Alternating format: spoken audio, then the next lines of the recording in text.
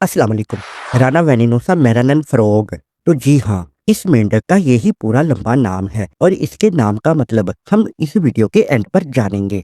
वैसे इसको मेरानन फ्रॉग भी बोला जाता है। अब ये मेरानन फ्रॉग खूबसूरत और छुटकू सा होता है। इसका साइज 1 इंच तक हो सकता है और इसका एवरेज लाइफ स्पैन 6 से 10 साल का होता है। अगर हम इसके कलर पैटर्न की बात करें, होता तो ये सादा सा है पर खूबसूरत। वो इस तरीके से कि हमें वैसे तो इसमें डार्क ब्राउन कलर देखने को मिल जाएगा, पर ब्राउन कलर की जगह कभी कभार हमें काला रंग भी देखने को मिल सकता है, पर ज्यादातर ये ब्राउन कलर में ही होता है और इसके ऊपर हमें सफेद रंग के धब्बे देखने को मिलेंगे। अब इन सफेद रंग के धब्बों का पैटर्न मुख्तलिफ भी हो सकता है और ये धब्बे यानी कि ये डॉट्स छोटे बड़े भी हो सकते हैं साइज में, पर यहाँ पर हम इनको बोलेंगे पोल्का डॉट्स।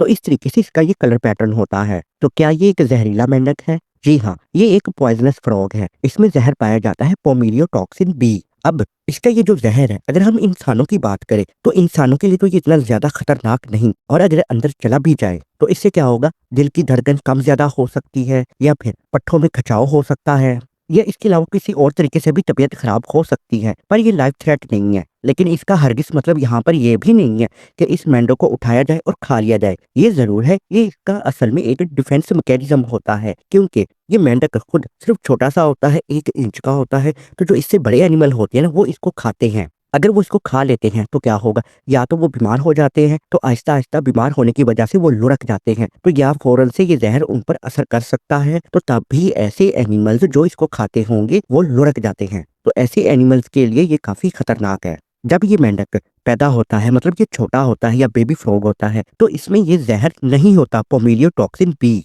ये आहिस्ता आहिस्ता इसकी बॉडी के अंदर डेवलप करता है। अब वो कैसे, तो वो इस तरीके से, क्योंकि अगर हम इसकी डाइट की बात करें तो इसकी डाइट ही कुछ इस तरह की होती है, क्योंकि ये खाता पीता है काफी मुख्तलिफ किस्म के termites, beetles, flies, mosquitoes, ants.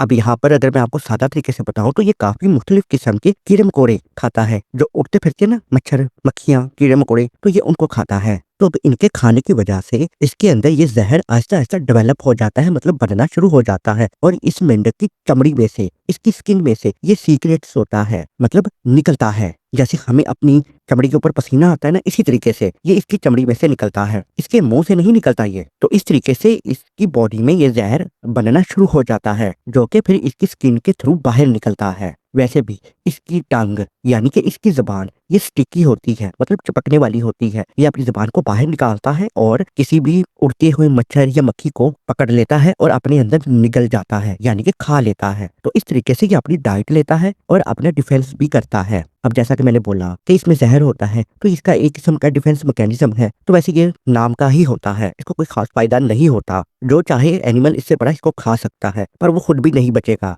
अगर जियोग्राफिकल डिस्ट्रीब्यूशन की बात की जाए तो ये किस कंट्री में पाया जाता है, तो ये पेरू, ये कंट्री है जहाँ पर ये पाया जाता है ये मेंढक। और हैबिटाट्स की अगर बात की जाए, मतलब ये कैसी जगहों में रहता है, तो ये ऐसे जंगलात में रहता है, जैसा कि पहाड़ होते हैं ना ऊंचे ऊंचे बड़े बड़े, तो उनकी जो ढलवान होती है, स्लोप होती है, वहां पर जो दरख्त होते हैं, छोटे छोटे जंगलात बन जाते हैं, तो ये इन जंगलात में या ऐसे दरख्तों में रहता है। और अगर खास किस्म के पेड़ पौधों की बात की जाए तो ये ऐसे एक प्लांट्स में रहता है जिसको हम बोलते हैं ब्रोमीलियार्ड्स। अब ये आप स्क्रीन पर देख रहे हो, ये एक प्लांट होता है जहाँ पर ये रहना पसंद करता है। अगर हम इसके रवैये की बात करें तो ये डायूरेनियल होता है, मतलब दिन के वक्त एक्टिव होता है और रात के वक्त ये रेस्ट करता है। और ये टेरेस्ट्रियल भी होता है, मतलब अपनी हदूद की हिफाजत करता है और किसी का आना जाना भी पसंद नहीं करता। ब्रीडिंग फीमेल राना वेनिनोसा मेरानन फ्रॉग। अब एक तो इसका बहुत लंबा नाम है, पर हम चलो इस तरह कह लेते हैं, फीमेल मेरानन फ्रॉग एक वक्त में 5 से 8 अंडे दे सकती है और इनका इनक्यूबेशन टाइम होता है,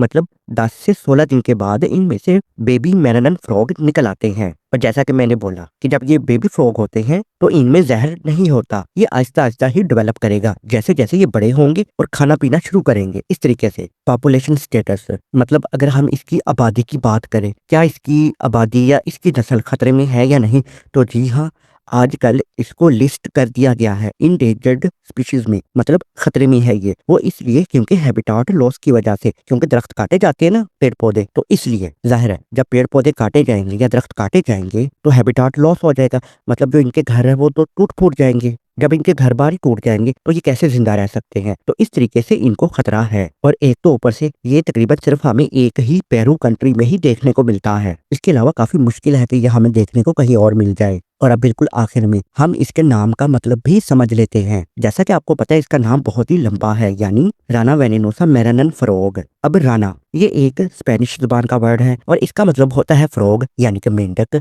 वेनेनोसा ये भी एक स्पेनिश जुबान का वर्ड है और इसका मतलब होता है पॉइजनस या वेनमस। जैसा कि मैं आपको बता चुका हूँ ये एक जहरीला मेंढक है। और मैरानन मैरानन दरअसल एक रिवर का नाम है पेरू में, जिसके इर्द गिर्द ये पाया भी जाता है, इसलिए इसको मैरानन कहा जाता है। अब इसका मतलब ये निकलता है कि एक ऐसा जहरीला मेंढक जो मैरानन रिवर के पास पाया जाता है। तो खैर, अगर आपको ये छुटकू सा खूबसूरत मेंढक अच्छा लगा है तो वीडियो को लाइक कर सकते हो, कमेंट में अपनी राय दे सकते हो, कोई सवाल भी पूछ सकते हो और चैनल को सब्सक्राइब भी कर सकते हो। तो मिलते हैं नेक्स्ट वीडियो में, तब तक के लिए अल्लाह हाफिज।